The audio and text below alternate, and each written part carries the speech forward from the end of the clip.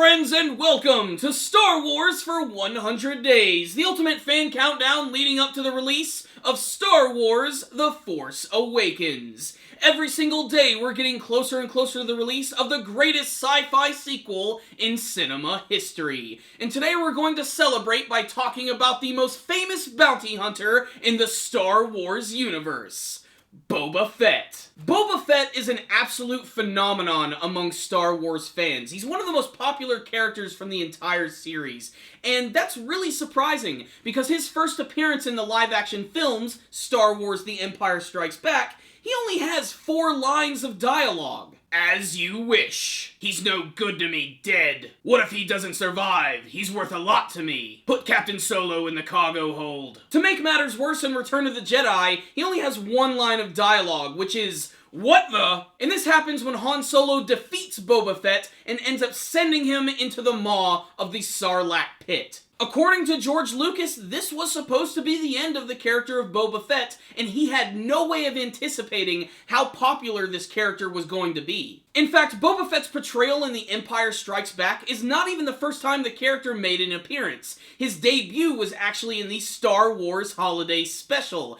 He appeared in this small cartoon short where he was actually helping out both Chewbacca and Luke Skywalker and Han Solo inadvertently. This special also let us know that he was basically Darth Vader's right-hand man, and it wouldn't be the first time that he worked with the Dark Lord of the Sith. The cartoon debut of Boba Fett is notable because he does look a little different. His overall design has a different color scheme, and he's inexplicably riding on top of some sort of giant dragon with some sort of giant blaster lance weapon. But the other reason that Boba Fett is probably so popular is because in 1978, Kenner Toys did this promotion where you could get a mail-away Boba Fett action figure.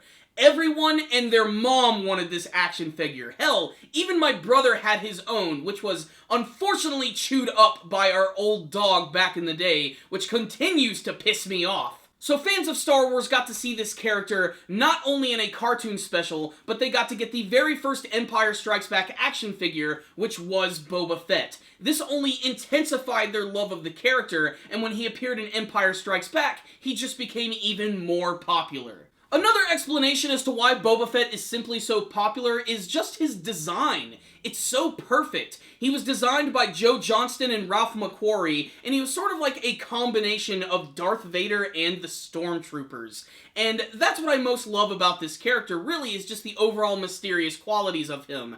Before the prequel trilogy, no one really even knew what Boba Fett looked like. His face actually was his Mandalorian helmet. It's only now after the prequel trilogies where we start to learn a little bit more about him, his past. So what exactly is the history of Boba Fett? Well, that's the thing. A couple of years ago, we had all of this expanded story and material about Boba Fett, and in the last couple of years, with the announcement of the brand new films, we now have 2 separate sets of continuity. We have the canon story, and we have the Star Wars Legends story. In the Star Wars Legends, Boba Fett goes on to do a lot of crazy things, and becomes one of the most influential Mandalores of the entire Star Wars galaxy, if not the most influential. And they do things with Boba Fett in the expanded universe that you would not expect. Hell, he even has a wife and daughter. The best thing about Boba Fett's expanded universe story, though, without a doubt, is that he actually does escape from the Sarlacc pit.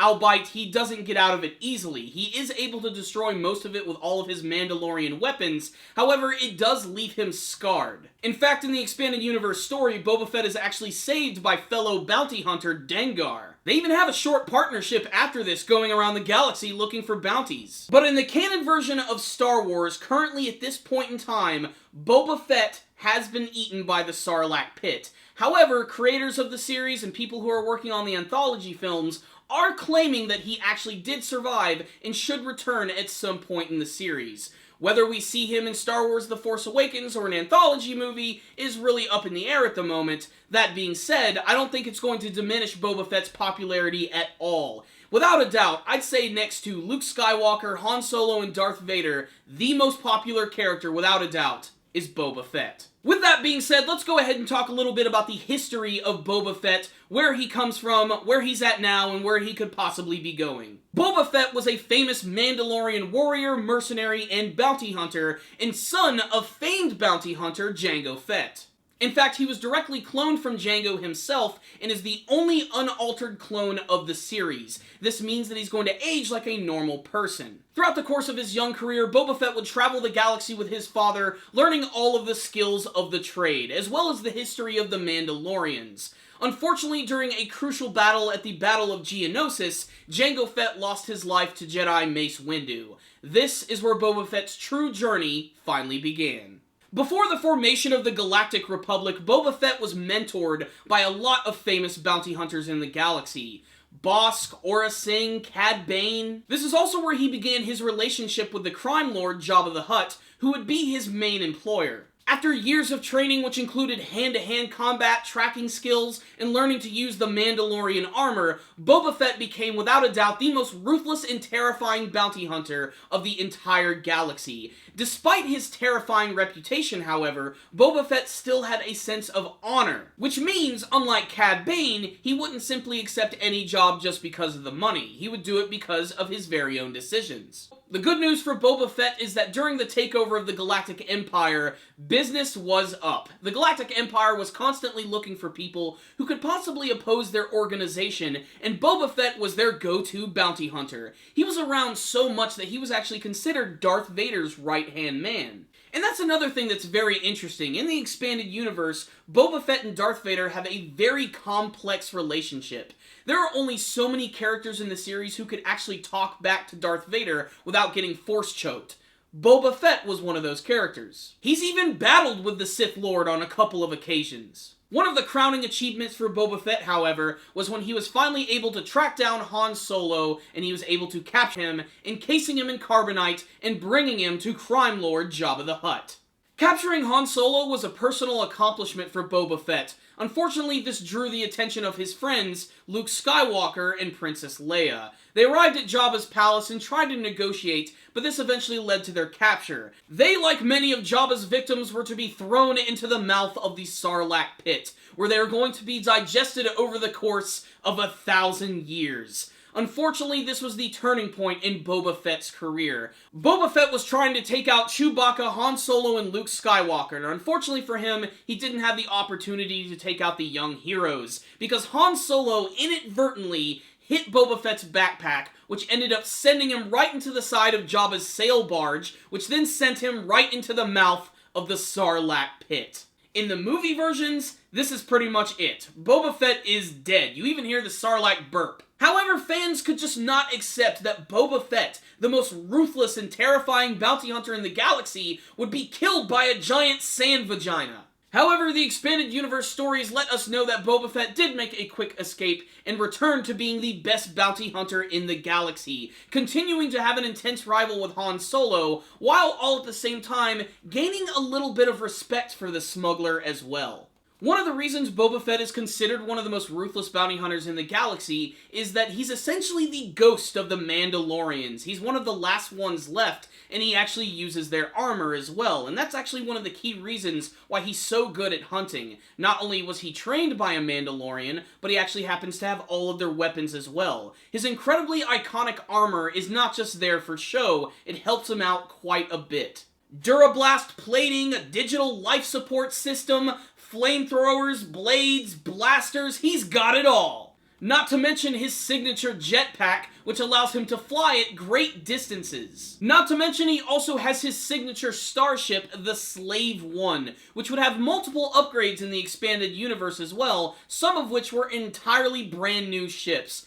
However, the original Slave One is without a doubt the most iconic ship that Boba Fett has ever used, and he can thank his father for actually owning it. As for why I'm a fan of Boba Fett, it's really hard to say. Like many people, when I saw the character for the first time, my first thought was, wow, he's just really cool looking, simple as that.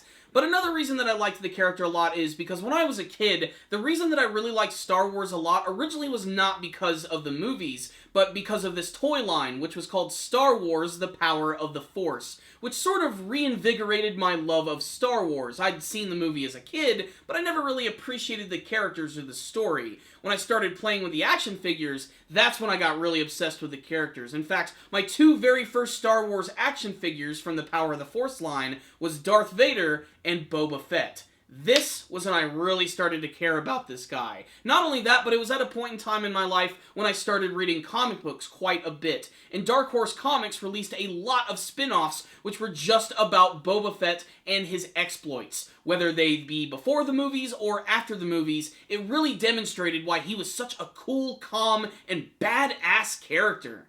My biggest wish for the future of Star Wars is that we get an anthology film directly tied to Boba Fett. There is the rumor that he is going to appear in Rogue One with a group of other bounty hunters, which also include Cad Bane, but that's just in the rumor mill and hasn't been officially 100% confirmed quite yet. But I think that would be awesome. But a singular anthology film all about Boba Fett, I really think would be incredible. I'm not sure if it's just going to be about a random exploit or adventure that he goes on, or if it's going to be all about him being trained by all of the other bounty hunters when he's much younger, and seeing him actually get to become the famous bounty hunter. All I know is, I think this is something that a lot of fans want to see. However, this is going to seem a little strange. If they do this, I want them to take the Dredd route with this, the Judge Dredd route. What I mean by this is, I would like Boba Fett to keep his armor and helmet on the entire time. A lot of that is because of this one line from this comic book, which was called Boba Fett, Twin Engines of Destruction, where Boba Fett was trying to track down this other bounty hunter who was stealing his identity. His name was Jodo Kast. And at the very end of this comic book, Dengar asks him that he should take off his helmet so that they could see his face. Boba Fett's reply is that this is my face. It truly defines the character. Boba Fett's helmet is one of the most iconic images of the Star Wars universe. Go to any comic book or sci-fi convention, you're not only going to see a lot of Boba Fett's, you're going to see a lot of Jangos, and you're going to see a lot of Mandalorians as well. Boba Fett started something in the Star Wars universe. He was one of the first characters to simply just appear for a little bit who exploded into massive popularity. Boba Fett is just freaking awesome. He's one of my favorite Star Wars characters of all time, and might even break into my top 5 favorite Star Wars characters. But that is a discussion for another day. Honestly, if I had more time, I would talk about Boba Fett for another couple of hours, talking about all of his exploits from the comic books and the expanded universe, and some of the other things that I liked about this character, but I simply don't have the time. But I would love to hear from you guys. What do you think about the character of Boba Fett? What made you fall in love with this character? Was it the movies? Was it the Star Wars Holiday Special? Was it any of the books or comic books or video games? Please tell me in the comments section below, and please tell me why you love Boba Fett, and what is your favorite Boba Fett memory. If there could be a Boba Fett movie, what would you want to see, and do you want to see him appear in Star Wars The Force Awakens?